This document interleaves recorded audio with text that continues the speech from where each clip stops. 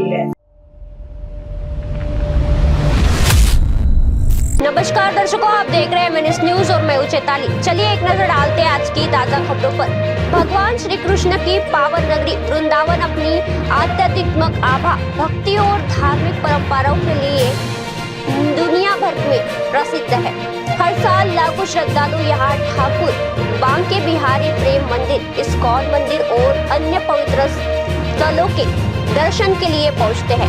यदि आप भी वृंदावन यात्रा की योजना बना रहे हैं तो कुछ जरूरी बातें का ध्यान रखना आपके सफर को और भी सुखद बना सकता है।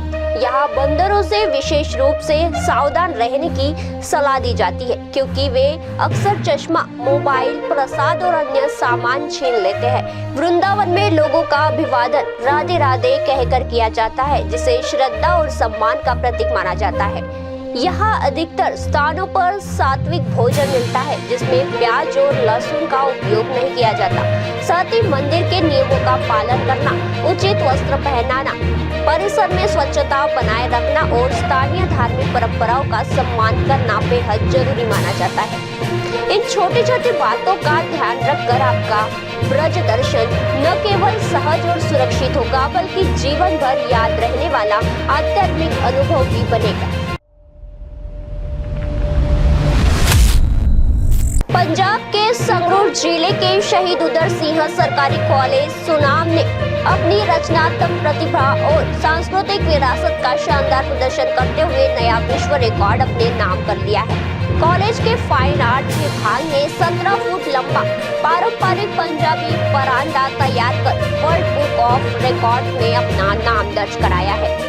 विभाग अध्यक्ष प्रोफेसर संदीप सिंह के मार्गदर्शन में छात्रों ने कई दिनों की मेहनत से इस अनोखे परांदे का निर्माण किया है। इसे बनाने में करीब 1100 रेल धागे यानी लगभग 36,300 मीटर धागे का उपयोग किया गया है। इस ऐतिहासिक उपलब्धि में विभाग के कई विद्यार्थियों ने मिलकर योगदान दिया। कॉलेज की इस सफलता से शिक्षकों और छात्रों में उत्साह का माहौल है। यह रिकॉर्ड न केवल संस्थान के लिए गर्व का विषय है, बल्कि पंजाब की समृद्धि, लोक संस्कृति और पारंपरिक कला को राष्ट्रीय और अंतर्राष्ट्रीय स्तर पर नई पहचान दिलाने वाला भी माना जा रहा है। महाराष्ट्र की राजनीति में छात्र आंदोलन के प्रमुख चेहरे अभिजीत दीपके एक बार फिर चर्चा का केंद्र बने हुए हैं। शिवसेना यूबीटी प्रमुख उद्धव ठाकरे ने फोन पर अभिजीत दीपके से बातचीत कर उनके आंदोलन को समर्थन देते हुए भरोसा दिलाया कि इस संघर्ष में पूरा विपक्ष उनके साथ खड़ा है। बातचीत के दौरान उद्धव ठाकरे ने अभिजीत दीपके की मां अनिता दीपके से हल्के फुल्के अंदाज में पूछा, बेटे की शादी का क्या प्लान है? इसी पर अनिता दीपके ने मुस्कुराते हुए कहा कि हर माता पिता अपने बच्चे की शादी देखना चाहते हैं, लेकिन अंतिम फैसला अभिजीत दीपके का ही होगा।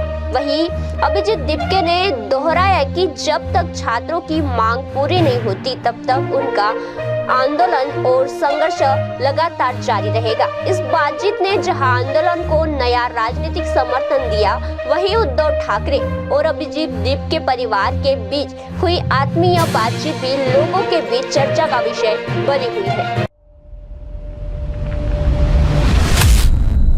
कॉमनवेल्थ गेम्स 2026 में भारत के युवा जेवलिन थ्रोअर यशवीर सिंह ने अपने डेब्यू मुकाबले में शानदार प्रदर्शन करते हुए कांस्य पदक जीतकर पूरे देश का दिल जीत लिया है।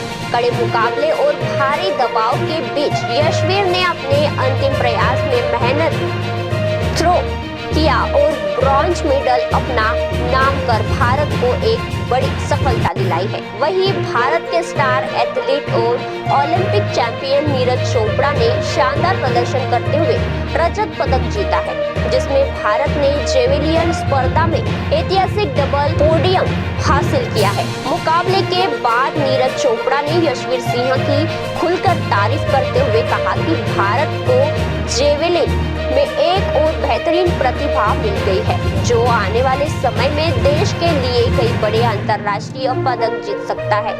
यशवीर के इस उपलब्धि ने न सिर्फ उसके करियर को नई पहचान दी है, बल्कि भारत एथलेटिक्स की मजबूत होती नई पीढ़ी का भी परिचय कराया है।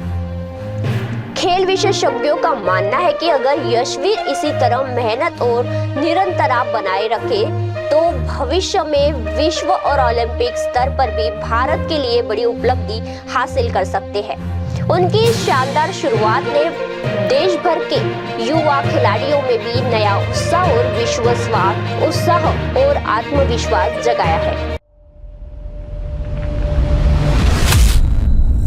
कर्नाटक की कांग्रेस सरकार में लंबे समय से चर्चा में चल रहे मंत्रिमंडल विस्तार पर आखिरकार पार्टी हाईकमान ने अपनी अंतिम मुहर लगा दी है। दिल्ली में कांग्रेस अध्यक्ष मल्लिकार्जुन खड़गे, राहुल गांधी, मुख्यमंत्री सिद्धरामैया और उप मुख्यमंत्री DK शिवकुमार के बीच हुई महत्वपूर्ण बैठक में नए मंत्रियों के नाम पर सहमति बनाई। बैठक में क्षेत्रीय प्रतिनिधित्व, जातीय संतुलन और संगठनात्मक मजबूती जैसे कई अहम पहलुओं पर विस्तार से चर्चा की गई। इसके बाद तय किया गया कि 3 अगस्त को नए मंत्रियों का शपथ ग्रहण समारोह आयोजित होगा। माना जा रहा है कि इस कैबिनेट विस्तार के जरिए कांग्रेस सरकार प्रशासनिक कामकाज को और अधिक प्रभावी बनाने के साथ साथ आगामी राजनीतिक चुनौतियों के लिए भी खुद को मजबूती करने की तैयारी कर रही है। सूत्रों के मुताबिक कई नए विधायकों को मंत्रिमंडल में शामिल किया जा सकता है, जबकि कुछ मौजूद मंत्रियों के विभागों के फेरबदल की भी संभावना है। इसी विस्तार में सरकार के भीतर लंबे समय से चल रही नाराजगी और क्षेत्रीय प्रतिनिधित्व की मांगों को भी संतुलन करने की कोशिश की जाएगी। अभी सभी की निगाहें 3 अगस्त को होने वाले शपथ ग्रहण समारोह और नई कैबिनेट की अंतिम सूची पर टिकी हुई है, जिसे कर्नाटक की राजनीति का एक अहम घटनाक्रम माना जा रहा है। फिलहाल के लिए बस इतना ही। देखते रहिए MNS न्यूज।